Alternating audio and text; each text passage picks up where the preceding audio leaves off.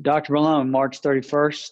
It's a Tuesday, 2020, and we're into our 13th, 14th day of official, I guess, the federal plan. We are, as a firm, we're into our second day of our third week of remote working. Again, doing everything for our clients and new clients remotely. And another day successfully signing up new clients via remote methods, meeting with them, getting them documents, getting their documents remotely via email and Zoom. And we did a document share conference today via Zoom. We have digital signature pages that we can utilize to sign up new clients. But the purpose of obviously this Facebook session is for you as a physician to give us in the community here locally an update as to how things are going and what your review of the literature over the last 24 hours has revealed about not only our chances here in Pensacola of getting sick and how we're doing as a community as far as protecting ourselves. So what have you learned over the last 24 hours?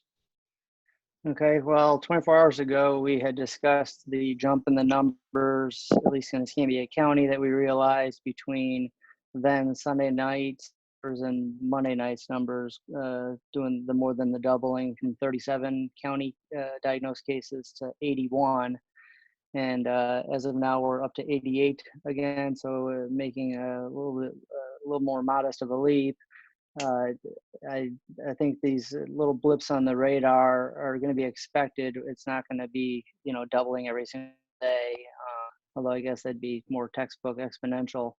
Nonetheless, when we see the numbers going up and down day to day, I'd urge anybody to look at the greater trend. So over the course of many days, and I mean, I've been, as part of doing this presentations with Joe, I've been doing my own little, I don't know if you can see that, that's a little list here. It's not showing up. Anyhow, so look at it over the broad scope. So just like I said yesterday, don't get scared at the doubling. Also don't think hey, we got this thing beat. We only had 7 new cases in the last 24 hours. And nonetheless, we're at 88. We're still at about 9.7% of positivity of all the tests that have resulted. With still some outstanding. I urge you to be cautious at some of the numbers that are being broadcast at some of the local press conferences, because those may be specific to just one test site, not the entire county. And they may also be reporting just the residents of the county, not the tests that were performed in the county, or vice versa. So just be wary of that. So when you see a 5% number, that's only counting the county residents, not the people who were tested in the county don't live here. So that's a little bit deceptive or misleading, I guess. Not deceptive on purpose. The other thing that's misleading and nobody's really paying attention to is the fact that not everybody's getting tested. The only people that are getting tested have symptoms.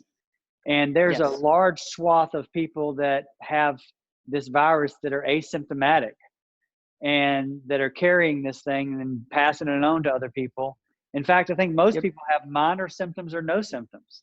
So yeah, and another. Well, another obstacle to get to the test is also having a story that comports with the symptoms. So travel or exposure to someone who's traveled. Right. So if you don't meet all those rings on the sheet or check boxes on the sheet that they're checking off in the triage department, then you're not even going to get the test. So Not right now with the current. I think as the tests become more available, right? That's what we need. That's the frustrating part for me, is that I have to treat basically everybody like they're infected, instead of only treating those people that are affected that are infected. If the tests were available, I'd have everybody in my office do it. Everybody at my house would do it, and we'd figure out if anybody has it.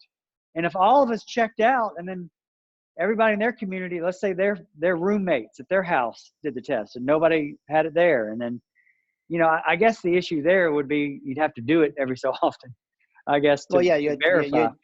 You have to maintain your negativity, I guess, the negativity as far as the test is concerned.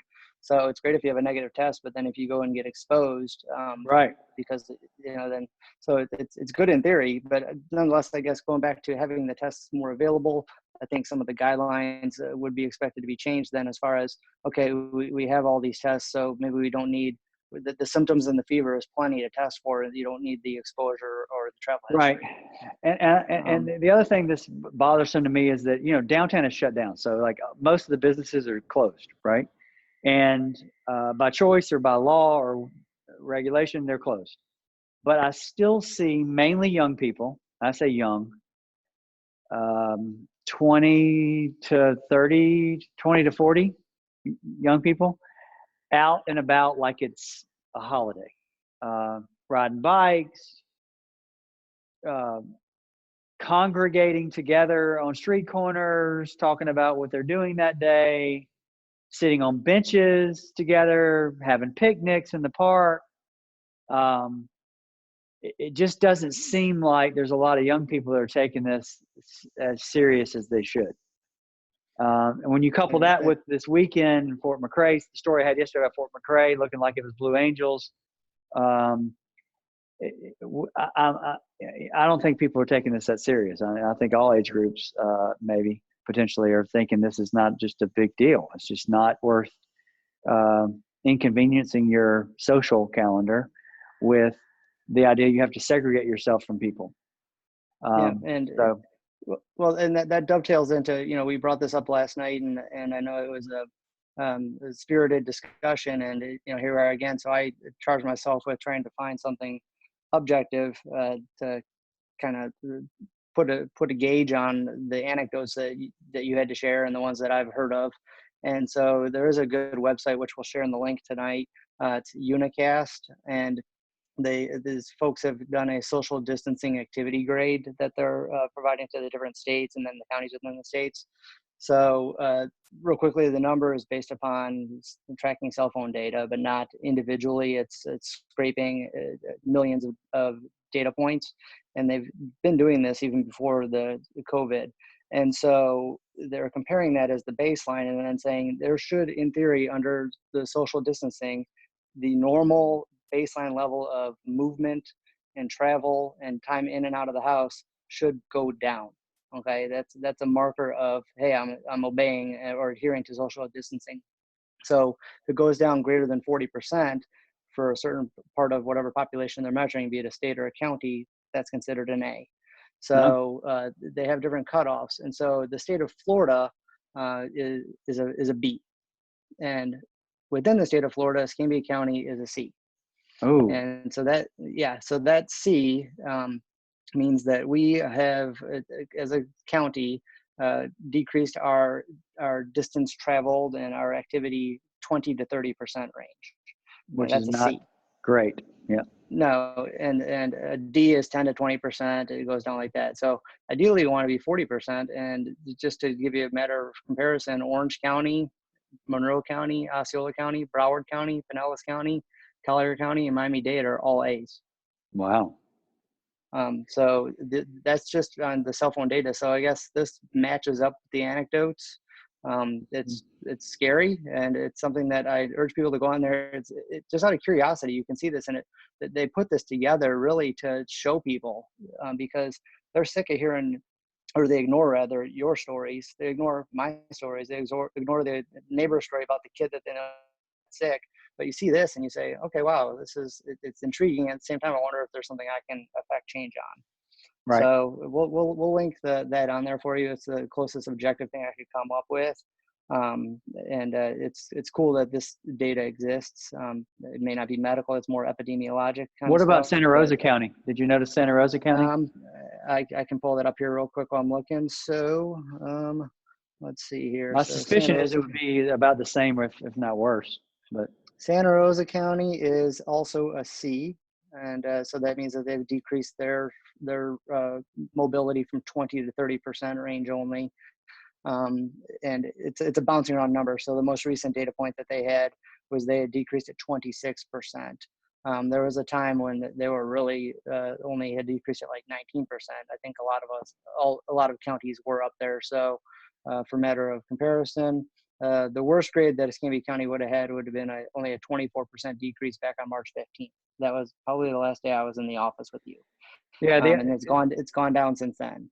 The other thing that stuck out to me last night when I was listening to people talk about this on the news, I think it was Governor Cuomo was saying, we have traced, and I don't know how many infected cases they have discovered in New York, but it's in the thousands, right? It's 10,000, Oh yeah, maybe more. oh yeah. Okay, So the deaths in New York are like over 1,000. right, So right. the numbers are much worse. Right, I think it's 10 or 11 or 12,000. There are 75,000 confirmed cases in Wow. the state of New York. So they New York City. They know case number 1. Wow. Case number 1 was in New Rochelle, which is not New York City. It was outside of New York City. It was one dude that had traveled internationally, and he went to 2, I think, religious events where there were hundreds of people. And that one person who went to 2 events has now led to thousands and thousands of people, 75,000 people in this area, because of their proximity to each other, because they didn't social distance, because they didn't follow these rules. That one person has spread this much disease. Yeah. And that's why it matters for people to pay attention to this stuff, because one person going to the right events or the wrong events, however you want to look at it, with lots of people in tight quarters can cause this kind of problem. Now, I guess fortunately the church, all the big events like that are pretty much canceled, which is helpful, I think, right? But let's say that one person went to the Fort McRae this last weekend and visited with 5 different boats, which each had 10 or 12 different people on it. Well, that's the same as what this guy in New Rochelle, New York did. Is it New Rochelle, New Jersey, or New York? But anyway, it's right outside of New York City. I can't remember if it's New Jersey or New York, but New Rochelle was the city. He went to 2 big events where there was hundreds of people, and he started the wildfire that went through the city of Manhattan, and that's why they have the problem they have now. So, yeah. Any other facts that you researched over the last day or so? Well, one interesting point, and I mentioned this earlier, little blips on the radar up and down. I think today was actually like the first really not good weather day we had here locally, with the storm warnings and tornado warnings and things like that. So a lot of these test centers shut down for the day. When are we going to see that change? I anticipate there's going to be a day that we get back and say, oh, look, we only have 1 case, Right. And it'd be interesting to see if it traces back to today. But apply that to the country, and there's swaths of the country that can't test, especially a lot of these drive-up sites. So that's why I caution people to kind of back out a little bit and look at the whole trend instead of just one day. That'd be really great if we could hang on one day, but look at everything. The only other thing I wanted to bring up, and this is probably the most medically related one, is, and I know we talked about the treatment, possibility of the treatment stuff last week, and this kind of aligns with that. You may see some stuff in the news about what they're calling the HOPE trial, HOPE, it's an acronym. And so we can also share this link tonight. There's a physician who's been doing some tests, and it's interesting because all these trials no one's inventing drugs except for some of the antivirals, and they'll be inventing a vaccine, obviously. But there are drugs that have been around and used for other purposes, and we're starting to say, will it apply to this?